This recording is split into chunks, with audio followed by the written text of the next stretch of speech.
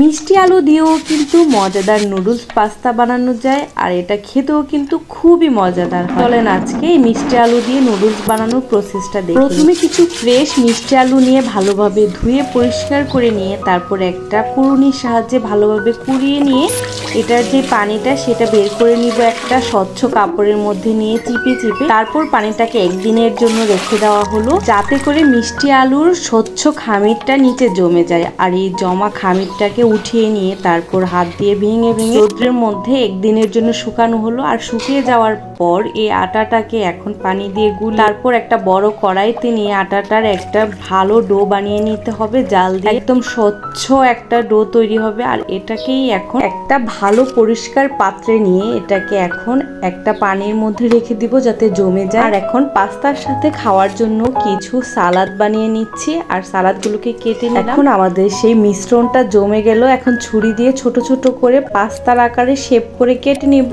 এখন পাস্তাগুলো বাটিতে নিয়ে তারপর এটার মধ্যে এক এক করে স্যুপ, সয়া সস, বাদাম, ভেজে রাখা পেঁয়াজের পাতা সবগুলো মিশ্রণ একসাথে ভালোভাবে মিশিয়ে নিলেই তৈরি হয়ে গেল আমাদের মজাদার মিষ্টি আলুর নুডলস।